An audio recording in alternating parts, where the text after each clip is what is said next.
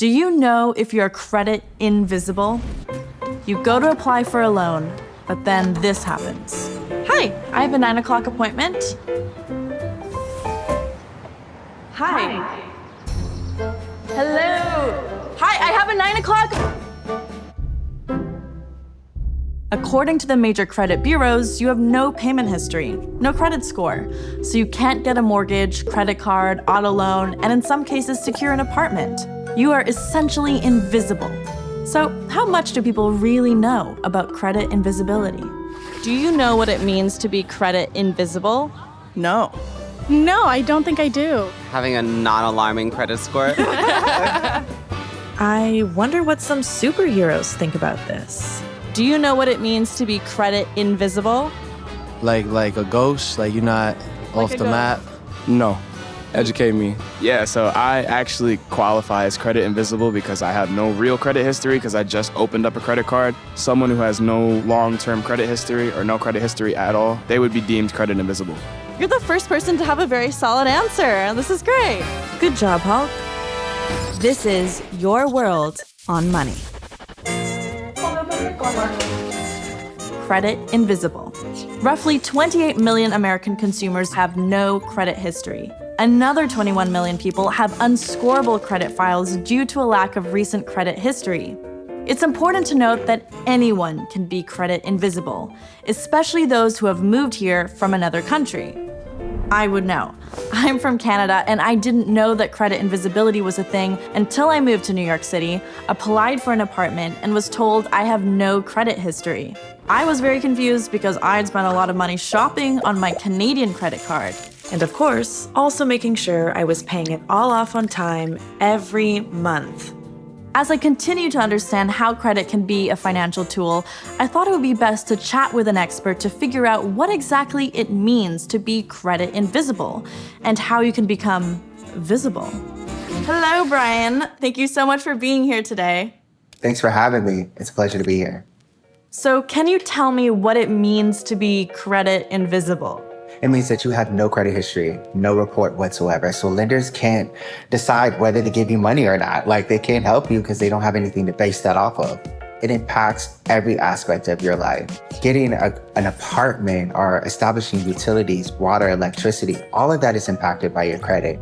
So if you don't have access to credit, do you just use cash for everything? Can I do that? You can use cash, but you would need a lot of it, a substantial amount. So for example, if you are looking to buy a car, if you don't have $30,000 to put towards that car, then you have to finance the car. And to be able to finance it, you'll need credit. And you need to have an established credit history in order to get credit. At one point, I was considered credit invisible because I didn't have a credit card of my own and no track record. So who else is affected by credit invisibility? Yes, and you're not the only one, because I was too at one point. And so it impacts everyone. It impacts young adults, those who are in high school. They don't have any type of credit. Some of them aren't 18, so they can't really take out loans or sign for loans or anything of that nature. It impacts immigrants, those who are new to the country. They don't have any type of Social Security or any loans or anything in the States. So that can become a problem because there's no way to know their use of money. And last but not least, it impacts retirees. Those who've had credit history, but start closing out their credit card accounts, or they're not using them anymore. They're living off their retirement savings. So at that point, it's just like, they're not using the credit. So it impacts those three main groups. All right. So I need you to give us the life hacks. How do you go from being credit invisible to credit visible? Yeah, there's a couple ways that you can become credit visible.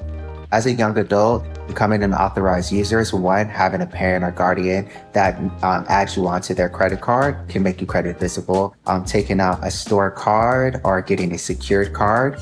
Let's say you're a young adult, you have $200. You can take that $200 and put that on a secured card that you can use. That is now your credit limit that gets processed to all the credit bureaus. So you can utilize that and then paying it off at the end of the month. That way, you're establishing that you know how to use credit wisely.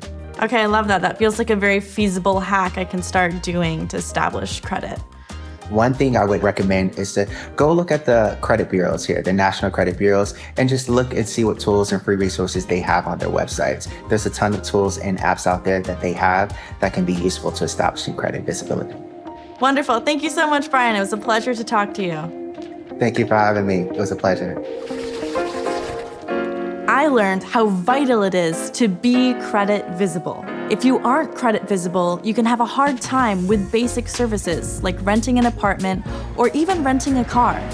Being credit visible helps people gain access to financial tools that can help them be more financially healthy. It can boost your quality of living and lessen the amount of stress you have when it comes to being approved for applying for a mortgage for your dream home or dream car. Hi, I have a 9 o'clock appointment. Yes, come on in. Having good credit is essentially a form of financial self-care, becoming the backbone of a seamless day-to-day living scenario.